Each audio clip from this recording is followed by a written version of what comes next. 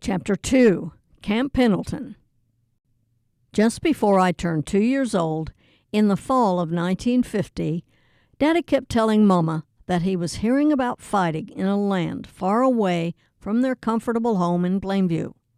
It was a place called Korea. Daddy had served in the United States Marine Corps during World War II. Now he belonged to the Marine Corps Reserves, an engineering company that was building roads, highways, and airfield runways. "Oh, Max," Momma cried, "do you think you'll have to go?" Momma was scared. She knew that if there was a war and the United States took part in it, Daddy would have to go back into the armed service. Daddy said, "Don't worry, June. It will never come to that. It's just a police action." Earlier that year, on May 12, 1950, Momma and Daddy brought home a baby brother. They named him Thomas Eugene after Momma's brother Thomas, who had died in 1947, and Eugene after Daddy. We called him Tommy. Phyllis would sit quietly and entertain Tommy, but I kept poking him to make him holler.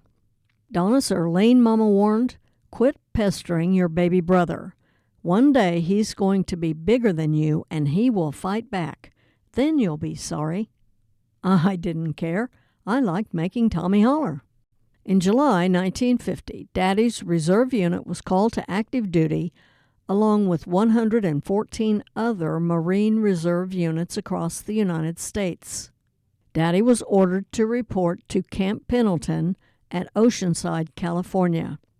He was transferred to the artillery school as an instructor. Daddy would have to leave his family behind in Wichita.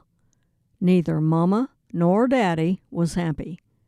They didn't know what Daddy was going to face when he got to camp. And Momma had 3 little kids to take care of, and she had never driven a car. But there was no other choice. Daddy had to go. At the end of September, Momma had made the decision to join Daddy in California, even though it meant moving even further away from her childhood home in Missouri. She took Phyllis, me, and Tommy on the train from Wichita, Kansas, to California so we could be with Daddy. Grandma Slusser, Daddy's Momma, went along to help Momma with us 3 little kids. It was a long trip from Wichita, Kansas to Oceanside, California. Several Navy sailors and Marines were on the train too. They were headed back to their bases in Oceanside and San Diego, California. The young men were leaving their own families at home to go serve in the Korean skirmish. They missed their families already and often asked Momma if they could play with us kids. Momma was happy to have the help with the little ones. A sailor was holding me. I was only 16 months old, and I was still in diapers. I peed my diaper while he was holding me.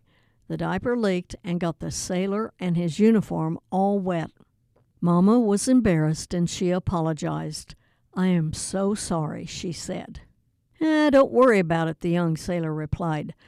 "My nieces and nephews have done this to me many times while I was home on leave. And besides, I'm a sailor. I'm used to being around water with wet clothes." Momma blushed. She was really embarrassed. Grandma stayed with our family about a week to help us get settled in our new home, and then she took the train back home to Cheney, Kansas. While preparing for Momma and the kids to come join him in California, Daddy rented 1/2 of a Quonset hut for us to live in. Another family lived in the other end. The sides of the hut were corrugated steel sheets, and the 2 ends were covered with plywood with a door and 2 windows cut out. The interior was insulated and had wooden walls and floor. The building was set up on concrete blocks. The interior space was completely open, so Momma and Daddy could just set up their beds and a little table wherever they wanted. It was in a housing area right inside the main gate of Camp Pendleton. Daddy got paid about every 2 weeks.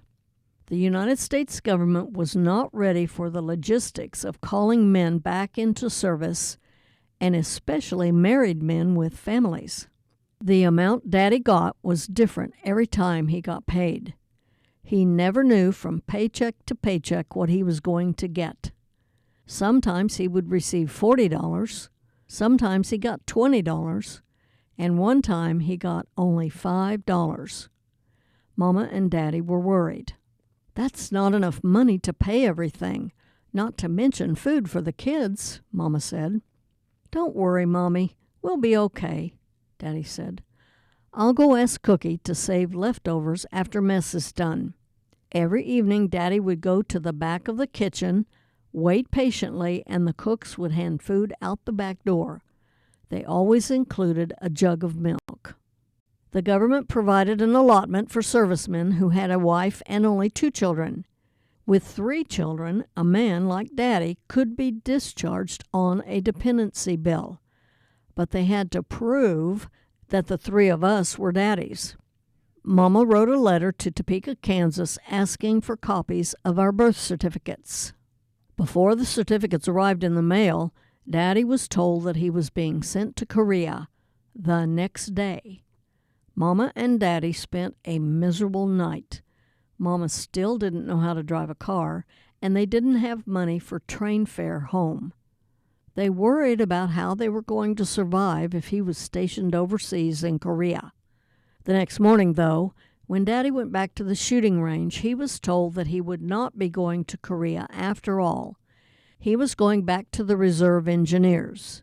The Marines probably knew he would soon be discharged on the dependency bill, and they would just have to ship him back to the U.S. Mama, heaving a huge sigh of relief, said, "That was close. Now maybe we can go back to a normal life." In November, Daddy received his honorable discharge papers, and we came back home to Wichita. He said, "Well, Mommy, the Marines are done with me forever." The family moved back to Wichita, and Daddy went back to Boeing, making airplanes. Note, our dad, Max Eugene Slusser, wrote a book he called The First 83 Years. I published his book for him through Amazon. It chronicles his life with many pages dedicated to his military service. If you would like a copy, go to www.amazon.com/author/Donnis Crane.